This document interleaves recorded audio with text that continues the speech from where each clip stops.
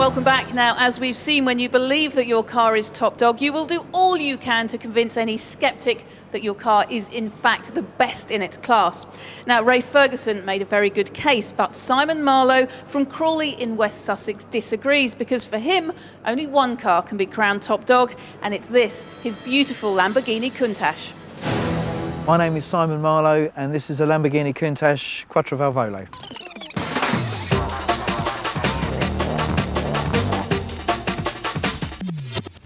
It's the top dog because of its exclusivity, because of its scarcity, because of its looks, because of its power, and I think above all, the effect that it has on other people, both road users and pedestrians alike. There's a variety of different types. It first came into production in 1971. There was the LP400, the LP400S, which is a 4-litre in both cases. There's the 5-litre as well, and this is the latest, the 5.2 Quattro Valvole. It's the most powerful. It's 455 brake horsepower at 7,500 revs. It's very exclusive, it's iconic. It's the most dramatic supercar there is. It's the archetypal supercar. It's the king of the road. Simon is here with his Lamborghini Countach QV. You've seen Ray going through the motions and you've heard how tough this panel can be. Do you think you can beat Ray? I'm very confident. Okay, now one very interesting fact about this car, which I have to start with, is that the word Countach is in fact an Italian slang word for wow, and that's exactly the reaction I had when I saw it. Cookie, would you agree with that? Absolutely, you took the words out of my mouth. That's what I was going to say. Well, isn't it? Absolutely stunning. My only contact with the Countach is through the kit car industry. I drove one of these in '92. Which was a Sienna Cars, and so impressive. The only problem being was it was a tad wide, but other than that, I drove it up the high street and I thought, you've seen the Indian advert, haven't you? Oh, you know, what a car. It's absolutely just fabulous. Stunning. Richard? Well, Penny, I mean, you know, it's a Countach. I have to say, I'm having trouble staying in my seat with this so close to me. And I'm going to need a bib, I think, to deal with all the drool that's imminent. It is just gorgeous, absolutely drop-dead gorgeous. It is everything that is a supercar in one package. It started off as a tractor, didn't it? Because that was the man was building tractors before he built this car. Well, like David Brown, same sort of thing. I mean, it's... Sorry, I'm going to just move on to Doug. Do you agree with the rest of us? I mean, yes, this all instantly brings to mind Gumball Rally and cat suits with big zips and things, but you know, trust me. But yeah, it's a wonderful car. And to hear it, yeah, what a noise. Well, we all stopped instead when it pulled into the studio. I'll come back to you guys in a minute for the rest of the debate. And we'll also hear from Simon, hear what he has to say about his car and why he thinks it's the dog's. We want your comments about the Lamborghini Countach and, in fact, all the cars featured in the series. Just log on to our website at menandmotors.co.uk. You can also tell us what cars you think should be on the show, and maybe you've even got one yourself that you think we should see. If you have, just log on and let us know. On with the debate then, and I don't think this is going to take long because, Cookie, I'm going to ask you for all the negative points of this car. The only complaint that I would have is it's a tad too wide, and our lovely country lanes, the curbs, I'm sure Simon there often touches curbs with the thing. But other than that, I want one in the garage alongside my Ferrari and my Cobra. I just want one as well as, you know. But isn't it a shame, I was talking to Simon earlier, these cars are all hidden away because they are so beautiful, so special, and need to be looked after. You just don't see enough of them. Yeah, but when you go out in them, isn't it a pose? What do you think? It's a very special occasion. It's very difficult to feel miserable driving a car like this. Richard, how do you feel about it? There's obviously the cost thing, as with the 512, but to be honest, I'd forgive it anything. You know, the cost doesn't matter. 500 quid for a rear tyre, it's worth it. The only other thing is the fact that it, by the very nature of it, it's going to be hidden away, as you say, and it's such a shame because with a beautiful car, for it to be mothballed, it's a catch-22. It's a victim of its own beauty, really. Would you agree with that, Doug? Well, is it beautiful? I mean, I would chuck a curveball in here because, you know, a bit like Battlestar Galactica, you know, it's all a bit slabbian to me. You know, okay, so I'm an old car person, but the Ferrari flowed. This thing comes to a series of stops. And to me, it just hasn't got the same overview.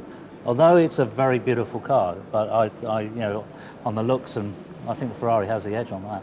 Thanks, chaps. Now our last debate as to whether or not Simon's Lamborghini Countach is in fact the dog's or not is coming up in a moment. But first we sent our cameras out to the track to see how good the car looks in action.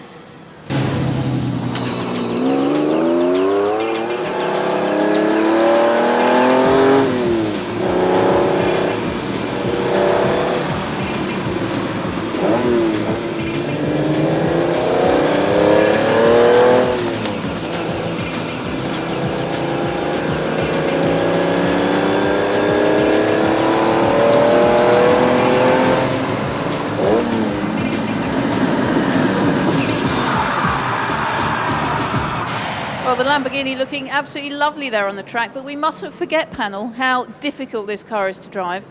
Slowly, it's hard to park, you can't see anything out the windows, you can't see anything out the back. It's got these weird scissor doors which make it very difficult to get in and out of, particularly for someone like you, Richard, over 6 foot, very difficult to manoeuvre. So utterly impractical, isn't it, Cookie? Yes, it is impractical, but you have to bear in mind that this thing was produced specifically to go up against the Ferraris. Yes, it is difficult to get in and out of, it is difficult to see where you're going, the gearbox is a bit notchy, but apart from them criticisms, I would still want one. So you're prepared to forgive it everything? Forgive everything Forgive the like fact that that it's impossibly hard to drive? Most certainly, because of its looks? Very quick motor car, I think. Would you like to drive it? Well, I would love to drive one, but I think the point you made earlier, and against my claim that I made, I probably wouldn't be able to get in it, realistically. I tried to have a sit-in earlier and I got part way in, and it'd be very frustrating. But I think, again, that comes back to the fact that it is a supercar and the practicality and all the rest of it. It almost shouldn't be practical. And the fact that I can't fit in it, disappointing as it is, probably just makes it even more of a supercar in my eyes, and I'm going to have to stand and look at it instead of ever getting in it, but I can forgive it that. Okay, well, Doug, you'd probably get in it, but would you want to drive it? It is, of course, hugely powerful, 455 horsepower, this car. Yes, well, the performance is very comparable with the Ferrari, but it's an enormously quick car, but a very difficult car to live with, for all the reasons we've pointed out. And also, could you live with a car of this period that was so much under development? It was a car that was coming out of nowhere, and there's so many things that are so innovative on this that we just didn't know, and lots of wrinkles to be ironed out on it. Okay, chaps, we've talked the talk now. We must face the facts. It has a 5.2 litre V12 48 valve engine, 455 brake horsepower. 0 to 60 in 4.9 seconds, a top speed of 180 miles an hour, an estimated value of between £55,000 and £65,000. All very impressive facts, Simon. Now this is your last chance to impress that panel and tell them why you think your Lamborghini Countach QV should be today's top dog. Well, the Countach is the quintessential king of the supercar clan. There are 5 different versions of the Countach. This is the most powerful, the Quattrovalvole. The car reigned as the most powerful production car for 20 years, virtually all of its life.